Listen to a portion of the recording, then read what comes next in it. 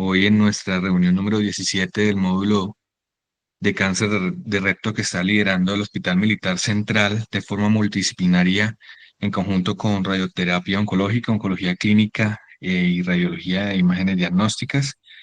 El día de hoy tenemos el gusto de tener una invitada internacional que muy amablemente aceptó nuestra invitación, la doctora Itzel Vela. La doctora Vela nos hablará de disección interesfinteriana con anastomosis coloanal. Vale la pena, hay que hacer con el LARS. La doctora Vela es cirujana general subespecialista en cirugía oncológica de la Universidad Autónoma de México y trabaja en el Hospital Ángeles Pedregal de la misma ciudad. Doctora, muchas gracias por atender nuestra invitación. La sesión es suya. Muchas gracias. ¿Ves mi pantalla? Se ve perfecto, doctora. ¿Se ve la pantalla? Sí, se Bueno. ve perfecto. Bueno, antes que nada quiero agradecer pues la invitación. También quiero disculparme el día de ayer que no pude conectarme como lo habíamos previsto y agradecer esta oportunidad de compartir esto con ustedes. Así que muchas gracias. Voy a dividir la plática en dos partes. Uno, lo que es la técnica de la resección interesfintérica y la coloanoanastomosis, y luego hablaré un poco de lo que es el síndrome de resección anterior baja, donde, si ustedes me lo permiten, me gustaría como dar algunos puntos específicos y tal vez abrir como un panel de discusión para ver qué es lo que hacemos en los diferentes lugares. Entonces, siempre menciono que cualquier tumor que está por arriba de lo que es la primera válvula de Houston, o entre la línea dentada y los tres últimos centímetros del recto, pues vamos a hacer una resección anterior baja. Para tumores que están un poco más bajos, justo en estos últimos 3 centímetros entre la primera válvula de Houston y el anillo anorrectal, o sea, no el margen anal, sino el anillo anorrectal, es donde es más complejo hacer las resecciones de los tumores y lograr la preservación del esfínter. Entonces, por eso a veces es tan importante tener la determinación clínica de dónde está el tumor, a qué nivel a partir del anillo anorrectal. Por colonoscopía nos dejan ver exactamente la línea pectínea y a qué distancia está de esta, y con la resonancia magnética vemos mucho más claro, o puede ser preciso para decirnos la distancia del anillo anorrectal y si el espacio interesfintérico está libre o no. Así que todo eso lo tenemos que tomar en cuenta de forma preoperatoria para proponer al tratamiento al paciente.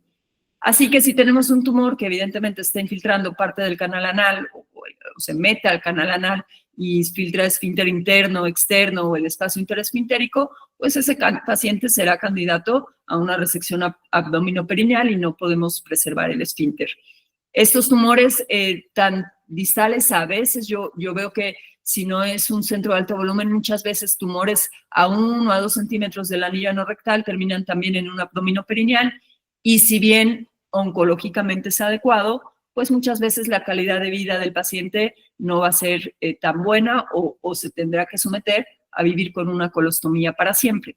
Independientemente de la técnica, pues los márgenes oncológicos son los mismos, el margen circunferencial de 1 a 2 milímetros, la excisión del mesorrecto va a depender de dónde está el tumor, si proximal, distal o en tercio superior, de tal forma que en el margen distal, para el tercio superior decimos 5 centímetros, tercio medio 2 centímetros, y en estos que se van a ir a coloanoanastomosis con resecciones interesfintéricas, es importante recalcar que un margen distal mayor a 1 milímetro es suficiente, y con eso podemos hacer una cirugía preservadora de esfínter. Entonces, esto es lo que hacemos, la preservación del esfínter, y una vez que hacemos la resección interesfintérica podemos decidir si hacemos un abordaje abierto o un abordaje laparoscópico o un TADME o un abordaje robótico y hacer una coloanoanastomosis. A mí me ha sido de mucha utilidad la clasificación de Roulier.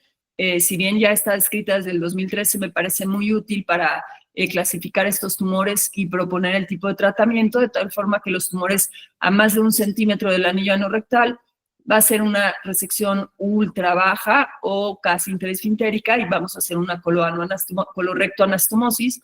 Los Roulier que son tipo dos que están a menos de 1 centímetro del anillo anorrectal o de la línea pectínea, son tumores que van a necesitar una resección interesfintérica donde vamos a resecar parcialmente el esfínter interno, pero no en su totalidad. Y realmente no hay una forma de saber si estamos resecando un 20% o un 30% del. Por lo tanto, si yo me voy en la incisión más arriba de la línea dentada, yo puedo preservar más esfínter interna.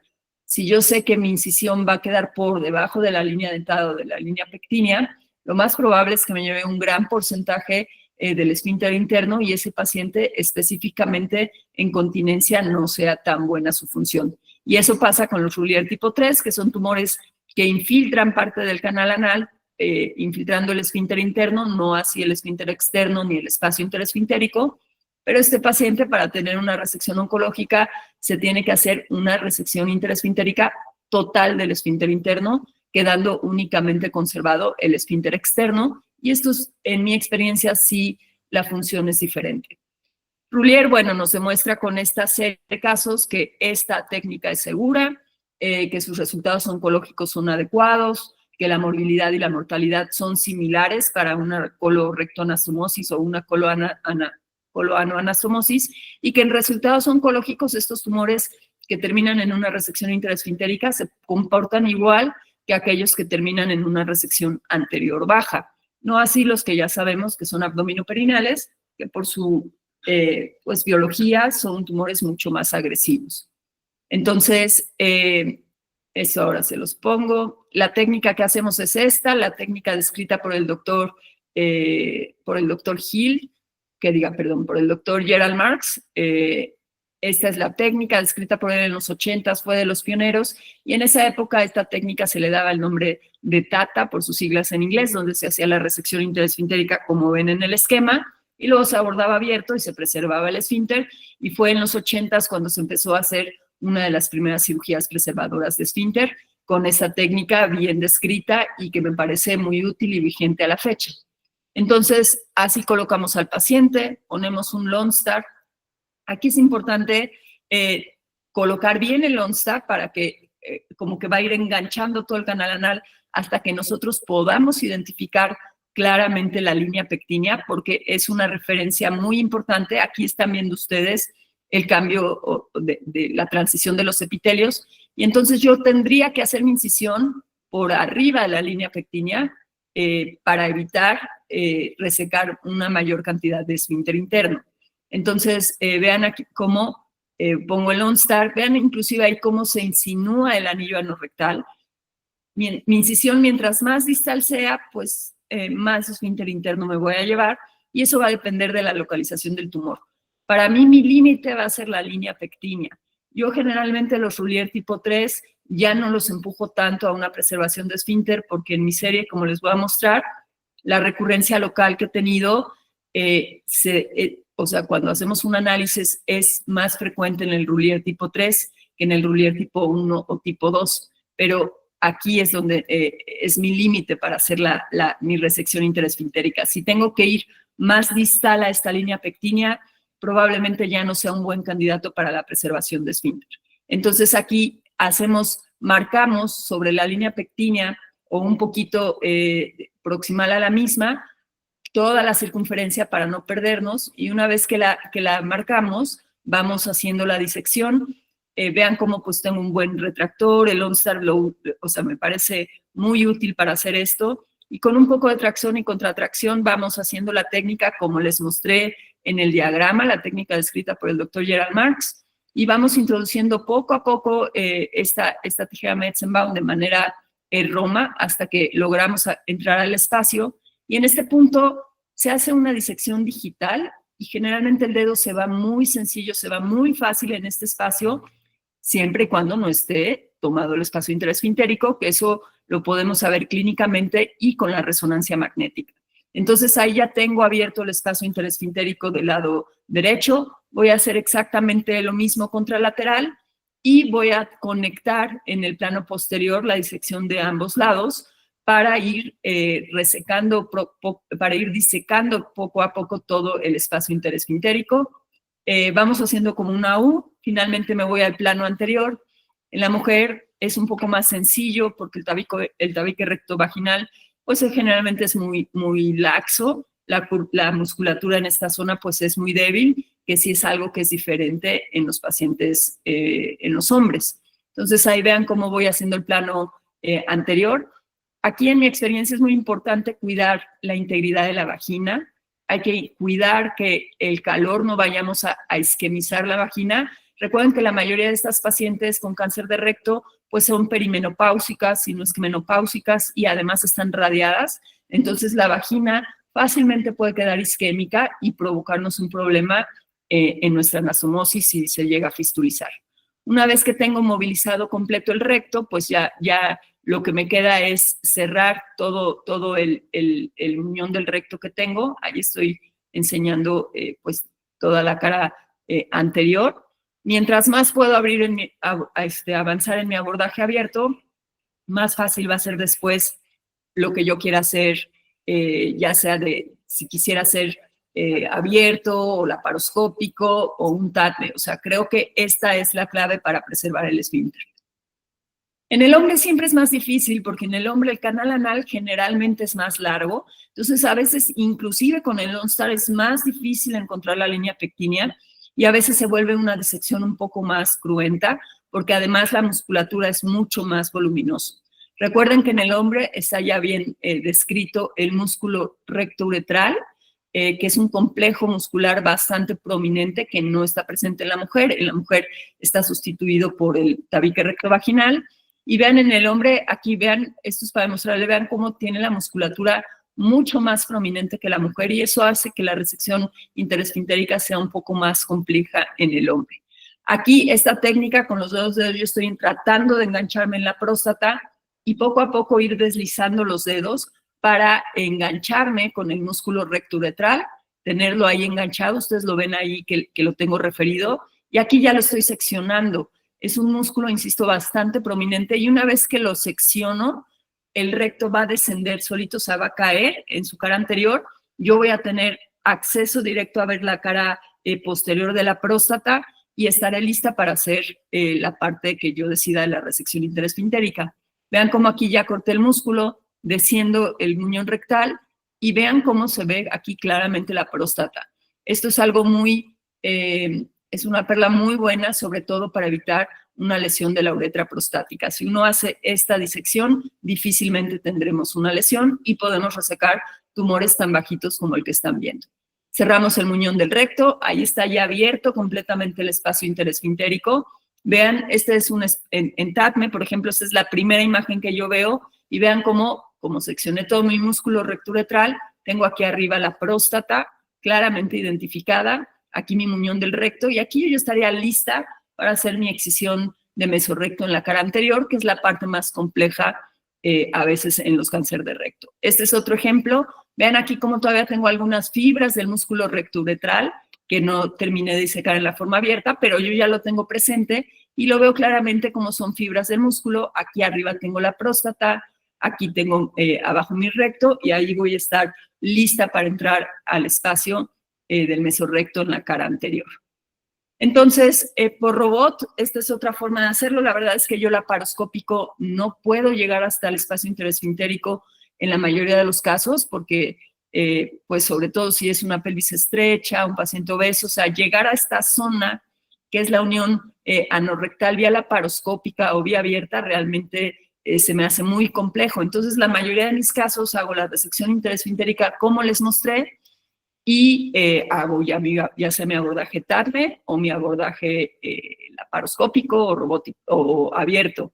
Pero en el robot, vean cómo aquí estoy trabajando en la unión anorrectal, aquí estoy trabajando en la parte lateral izquierda del paciente y vean eso que diseco, ese es el espacio interesfintérico. Si yo en ese punto hago un tacto rectal, prácticamente voy a tocar ese sellador que ustedes vieron con la punta del dedo, de tal forma que con la cirugía robótica yo puedo disecar toda la circunferencia del espacio interesfintérico. Aquí lo hice del lado lateral izquierdo. En este punto voy a empezar a trabajar el lado lateral derecho y realmente con el robot puedo disecar todo el espacio interesfintérico de tal forma que cuando acabo, vean, ahí está justo la unión anorrectal. o sea, ahí estoy lista para entrar al espacio interesfintérico vía abdominal. Y en estos casos, al final, cuando paso al tiempo perineal, pues simplemente vean como aquí está el ligamento el ligamento coxígeo, y aquí está el espacio, la unión ano-rectal, y eso que voy disecando, eso que están viendo ahí es espacio interesfintérico. Entonces yo, robótico, pues pongo el OnStar, al final abro la línea dentada y todo lo que vieron ya no lo tengo que hacer, simplemente estoy lista para conectarme y extraer la pieza. Hacemos finalmente la extracción de pieza, ya puede ser dependiendo del paciente. Hay pacientes que tienen un canal muy estrecho con un mesorrecto muy voluminoso, que no es aconsejable sacarlo por el ano porque podemos desgarrar el mesorrecto o el mesocolon y por tanto lastimar la arteria marginal y quedarnos sin la vasculatura. Probamos la perfusión, que sea correcta, y finalmente vamos a hacer la coloanoanastomosis. Generalmente la hago término terminal. En mis casos iniciales las hacía, cerraba este muñoncito con una línea de grapa y la hacía látero terminal. Sin embargo, creo que los últimos 8 años he hecho término terminal. Ponemos puntos simples en los 4 cuadrantes. Aquí agarramos todo lo que nos quedó de la línea pectínea, agarramos todo el espesor, incluyendo un poco de músculo del esfínter interno o del anillo anorrectal, para poner nuestros primeros puntos. Entonces, es de espesor completo, agarro bastante volumen, como pueden ver ahí. Ahí vean cómo tenía la sección de mi línea dentada, y en la parte del colon, pues obviamente el punto también va a ser de espesor completo y son puntos simples. Yo generalmente uso un Vicryl 2 ceros, doy los puntos en cuadrantes, cuadrante superior, cuadrante lateral derecho, izquierdo, cuadrante inferior, y luego voy reforzando todos los intercuadrantes hasta que yo veo que queda hermética la coloanoanastomosis. Ahí están los 4 cuadrantes y finalmente completo la anastomosis. Vean cómo, o sea, tengo aquí todavía suficiente canal anal, o sea, esto seguramente debe haber sido un Roulier 2 o un Roulier 1, y toda mi incisión que fue sobre la línea pectínea, tengo todo mi canal anal respetado y por tanto el esfínter interno debe estar preservado en un porcentaje muy amplio. Entonces, estas anastomosis, pues la verdad es que a largo plazo quedan con una buena continencia. Esto, bueno, siempre trato de usar verde indocianina. Aquí, pues, el mesorrecto al final es lo que nos interesa, un mesorrecto completo. Vean cómo aquí disecamos todo el mesorrecto, lo desinsertamos de los elevadores del ano. Esto es prácticamente el esfínter, la unión anorrectal, y vean cómo viene aquí el mesorrecto también completo desde su cara anterior, y estos pues, buscamos tener estas piezas, estos mesorrectos lisos, completos y sin ningún defecto. Voy a compartir. Es que tengo esta. Entonces, todos estos pacientes pasan a través de un abordaje multidisciplinario desde el inicio, desde la etapificación del paciente, lo sesionamos con los oncólogos médicos, con los radiooncólogos, decidimos en conjunto el tipo de neoadyuvancia que vamos a ofrecer. Desde el 2020 pues empezamos a hacer TNT, seguimos usando algunos pacientes para esquema rápido, otros con quimioinducción y luego quimioradio con ciclo largo, otros con quimioradio ciclo largo y luego quimio de inducción. Depende de muchas características que siempre son discutidas en un abordaje multidisciplinario, y depende también muchas veces de las necesidades o de lo que la institución puede otorgar al paciente. De tal forma que les comento que del 2020 acá, que empezamos a usar esquemas rápidos, la verdad es que específicamente para estos tumores de tercio inferior se vuelve más complejo encontrar los planos que les acabo de mostrar, por lo que desde hace ya un tiempo tratamos de evitar el ciclo corto y dejarlo únicamente para pacientes de tercio medio o tercio superior, porque finalmente es una necesidad en la institución por lo saturado que estamos con los equipos de radioterapia. Específicamente estos pacientes, creo que una recomendación fuerte que yo daría es no dar ciclos cortos. Esto es una serie que formó parte de la tesis de uno de nuestros residentes. Fue del 2014 al 2022 con 170 tumores de tercio inferior de recto que fueron seleccionados todos los que no eran adenocarcinomas, eliminamos también muchos que estaban metastásicos. Esta serie solamente incluye TADME, no incluye cirugías robóticas, ni tampoco cirugías abiertas o laparoscópicas. Y vean que la mayoría estaban en una etapa localmente avanzada y muy poquitos en etapas tempranas. Vean en esta serie, la mayoría son Roulier tipo 1 y tipo 2, o sea, tumores que están a menos de 3 centímetros del anillo anorrectal. Y vean cómo el Roulier tipo 3, la realidad es que el Roulier sigue, o sea, la clasificación de Roulier nos dice que los podemos llevar a resección intraesfintéricas totales, pero nuestro número no es tan alto y generalmente son pacientes que tienen tumores que no respondieron también a la quimio-radio y no los empujamos tanto a hacer una preservación de esfínter.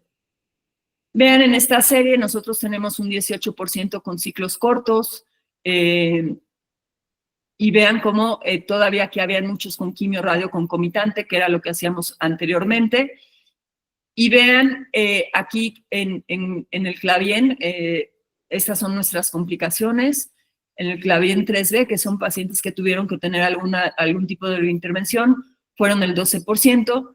Tuvimos 26% complicaciones postquirúrgicas.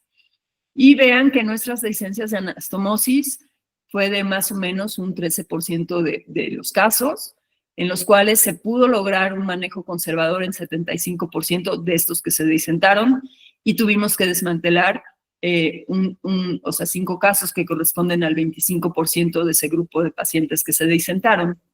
De tal forma que tuvimos otras complicaciones, como drenajes de colección, necrosis de conductos que terminaron en colostomías permanentes, algunas complicaciones de las iliostomías. Tuvimos un caso de una lesión uretral, que fue de los primeros casos, de los casos iniciales.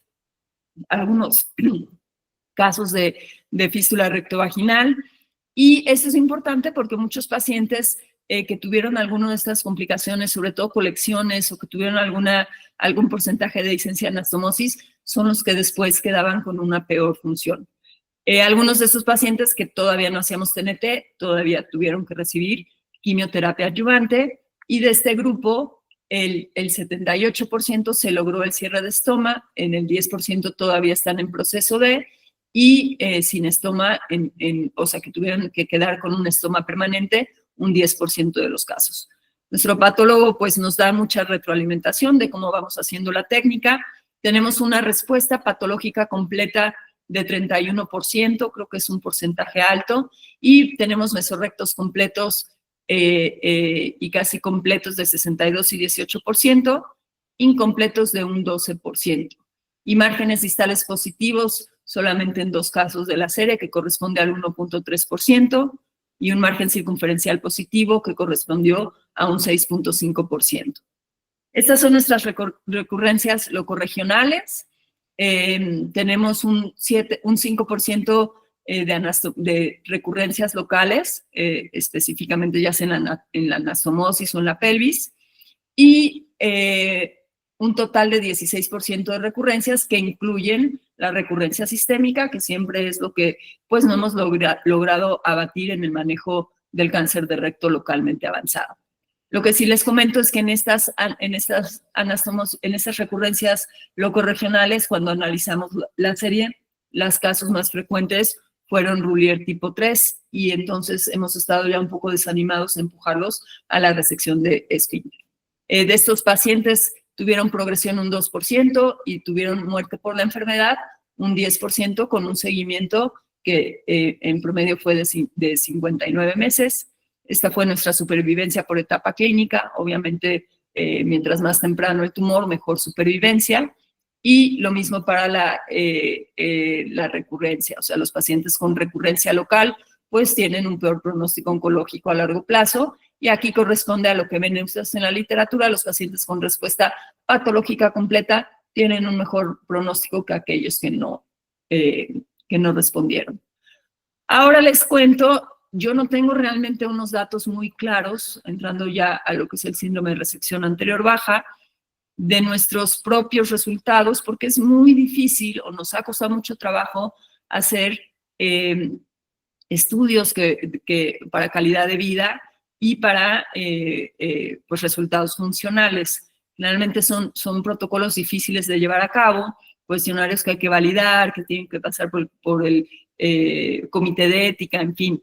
Entonces, en este grupo hicimos apenas un piloto de 31 pacientes, de los cuales, vean, tenemos sin LARS un 3%, un LARS menor de 9% y un LARS mayor de 48%. Esto, pues, más o menos equivale a lo reportado en la literatura. Y en cuanto al Wexner, la incontinencia fecal menor en un 19%, una incontinencia fecal moderada de 58% y una incontinencia mayor de un 22%. Sin embargo, este grupo de pacientes, este mismo grupo piloto, se les hizo cuestionarios sobre calidad de vida, y aquí les resumo estos, donde una de las preguntas fue que cómo calificarían su calidad de vida en la última semana, donde el 1 sería la peor y el 7 sería excelente. Y vean que el 25% responden excelente, 34% 6, 34% 5, y solamente un 6% 4. Y ninguno la calificó como 1, 2 o 3. Y esto igual en la condición de salud del paciente, esto es en cuanto a calidad de vida en general, esto es en cuanto a su condición de salud, cómo se sienten, y vean cómo el 43% responde excelente. Y esto es porque la mayoría de los pacientes son pacientes oncológicos y ellos están contentos con saber que no tienen cáncer. A veces eso se vuelve sus citas de seguimiento.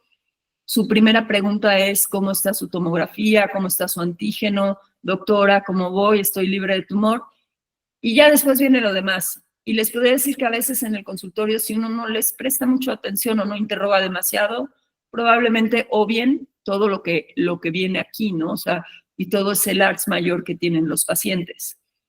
De tal forma que el 43% responde excelente, 28% responden en la escala del 6 y otro 28% en la escala del 5, y ninguno responde del 1 al 4.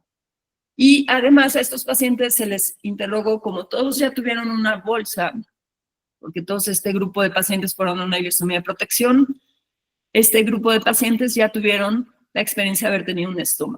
Hay un sesgo muy grande porque todos sabemos que una ileostomía no se controla igual que una colostomía, pero cuando se les pregunta si en retrospectiva ellos desearían tener un estoma, el 98% de nuestros pacientes contestó que no. Entonces, a pesar de estar presente el síndrome de resección anterior baja, son pacientes que si los interrogas en calidad de vida, están integrados, están adaptados y están satisfechos con lo que se les propuso. Ahora, sabemos que es una complicación muy frecuente, afecta la calidad de vida de los pacientes. Probablemente nosotros, específicamente si tratamos cáncer, a lo mejor demeritamos o ponemos esto en un segundo plano, y no debería de ser así. Los pacientes se quejan de falta de información y falta de educación en cuanto al síndrome de resección anterior baja, y ya cuando uno va más a detalle y realmente se sienta con el paciente, pues ahora sí que si uno escarba, viene todo el problema real del síndrome de resección anterior bajo. Siempre hay un grado de un 50 o 90% de función defecatoria, según la literatura que uno lea, con un LAR severo, vean, similar a lo que les presenté, de 41 a 44%, y los pacientes se quejan de que falta pues educación, evaluación, detección y tratamiento. Entonces, pues hay muchos, o sea, también si realmente es la resección interesfintérica, si fue un Ruller 1, un Ruller 2, cuánto esfínter me llevé o no, es muy difícil definirlo porque esto es multifactorial y sabemos que hay muchos factores que afectan el síndrome de resección anterior baja, ¿no? La altura del tumor, la radioterapia constantemente se ha asociado a un síndrome de resección anterior baja mayor. Ahora vamos a empezar a voltear a ver, ya vi que me hubiera gustado conectarme. Una de las semanas pasadas ustedes hablaron del Prospect, y creo que ahora lo que vamos a empezar a oír, como así de repente empezamos a escuchar TNT, la siguiente ola que viene es empezar a escuchar evitar la radioterapia en qué grupos de pacientes, y creo que va a ser muy beneficioso para la función. pero todo esto forma parte.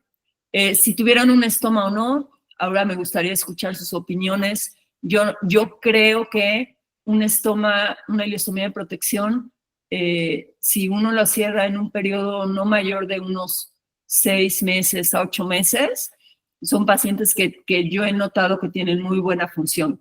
Retrasar el cierre de ileostomía, que no hay mucho, o sea, en la literatura no es muy contundente, pero yo en mi práctica veo que si retrasamos el cierre de ileostomía a lo mejor más de un año, porque a veces lo teníamos que hacer porque iban a quimioterapia adyuvante, eran pacientes que tenían más sintomatología. La altura de la anastomosis, pues sabemos que también es un motivo, uno de los factores asociados.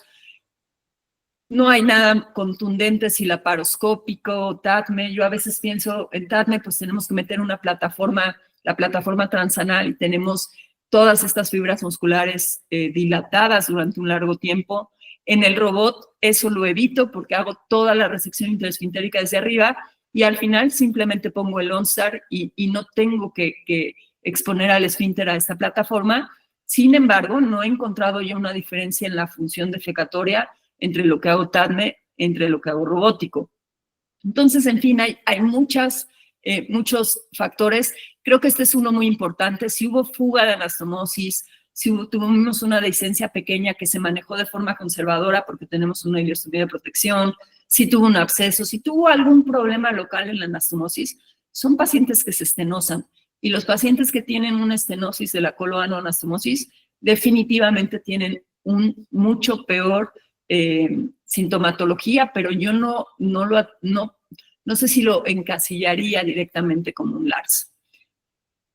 Si no han visto este estudio, se los recomiendo. Ahorita les voy a poner un QR, que es este estudio del LARS-CAT Project. Es un estudio que se llevó a cabo entre pacientes, enfermeras especialistas y cirujanos, y todo con el fin de encontrar cómo ayudar a apoyar al paciente con síndrome de resección anterior baja. Se vieron el impacto en la calidad de vida, que a veces si no, uno no se sienta con estos pacientes, probablemente yo creo que mi paciente duerme perfecto y no es cierto. Evalúan todo esto, la actividad diaria, la función sexual, su estado de ánimo, sus relaciones con la familia, su actividad recreacional, los hábitos que tienen con su dieta y el descanso. Todo esto impacta a estos pacientes de forma mucho más profunda de lo que a lo mejor nosotros creemos en la consulta. Y todos esos pacientes se quejan de que no hay información. Dicen que el cirujano informa muy bien sobre todos los riesgos del cáncer y todo lo que tiene que ver con el cáncer, pero nadie les anticipa que van a tener un síndrome de resección anterior baja y cómo van a lidiar con él.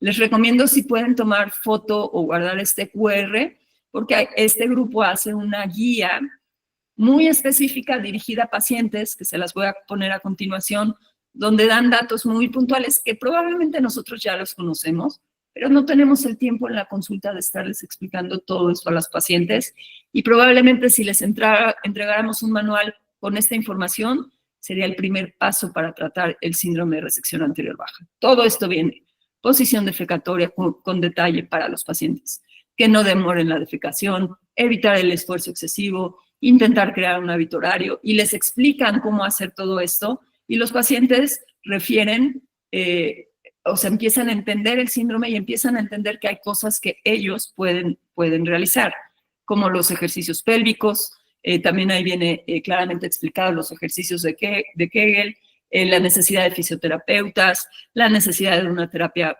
grupal, y hablan con punto y coma de la dieta. Yo creo que en la dieta a nosotros nos pasa que de repente yo como cirujano pues le doy una dieta al paciente, pero llega con la experta en estomas y la enfermera experta en estomas le da otra dieta y llegan con la nutricionista y ella da otra dieta y el paciente se queda confundido.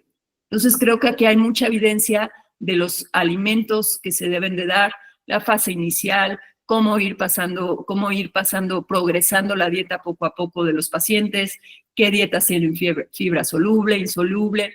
En fin, aquí hay mucha información que forma parte del tratamiento básico y fundamental para el síndrome de resección anterior baja, con mucho detalle. O sea, realmente creo que es un manual muy bueno que todos tendríamos que tener para entregar a nuestros pacientes.